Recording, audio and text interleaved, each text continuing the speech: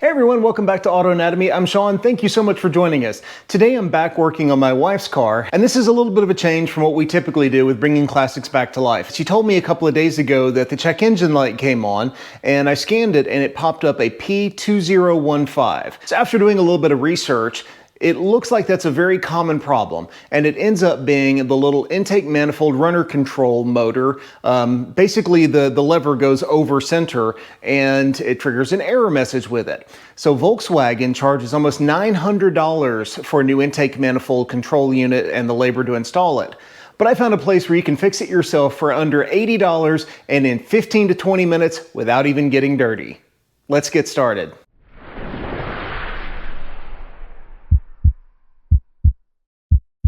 Previously, I had done a video replacing the timing belt on this car, and I'll put a little pop-out up there so you can follow that video. And I ordered the kit from a company called Diesel Geek. I've got no affiliation with them. They didn't give me a break on anything. I just bought the parts because they were a good deal. Turns out the timing belt kit was a phenomenal quality. Everything went perfectly. Could not be happier.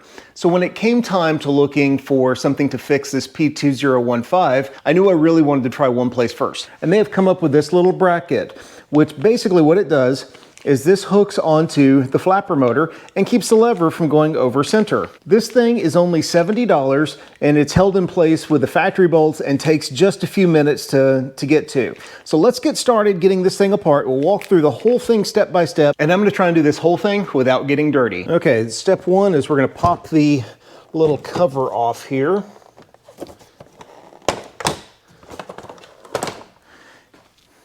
And under the cover, this is the flapper motor, or the little idle air control motor assembly.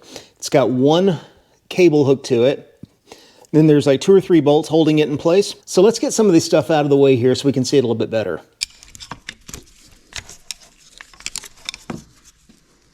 Well, sadly, that little clip broke off. Sometimes that happens on cars that are exposed to a lot of heat, like a diesel engine. There's 3 bolts that hold this motor in place. There's 1, 2, and 3 down here, and it uses a T30 Torx head. So let's take these 3 bolts out, and then we can move this whole motor assembly back.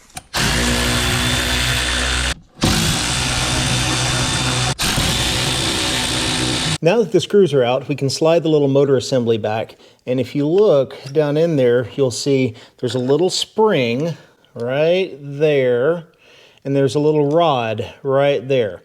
We've got to pop the rod off of the little rod there, or pop this little rod off and the spring off. I would recommend using like a pair of needle nose pliers to try and do this so you don't drop that little spring. You know, why use needle nose when you can use hemostats?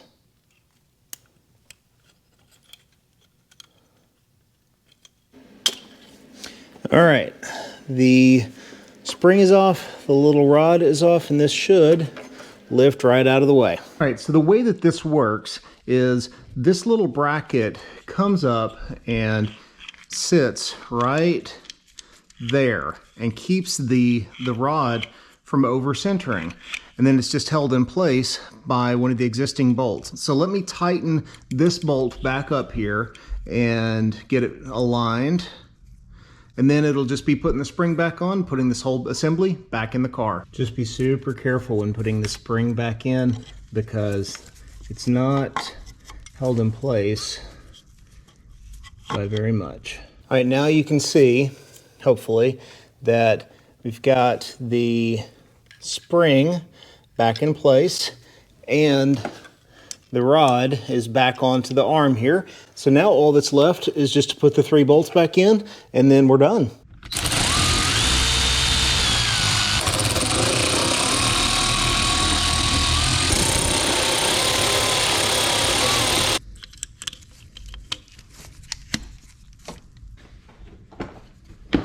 All right, so the final step is just to clear any trouble codes. Let's go into our scan tool here and see what we got. All right, read codes. P20115, which we knew about. Okay. Erase codes. Yep. Okay, make sure it's been cleared. Oh, it's still showing. All right, let's read the codes. Still showing. I wonder if we're just gonna have to drive it for a bit. Let's crank up the car and see what happens. Well, the dash light went off, which is encouraging. So it's just as simple as that to fix your P2015 code on your VW Jetta diesel. Just check out dieselgeek.com. The part was like 70 bucks. Super simple to change, took about 10-15 minutes to do, and hopefully this is going to cure this. We're going to go take it for a test drive and see how it does, and we'll let you know if we come up with a problem again. Thanks for watching. God bless. We'll see you next time.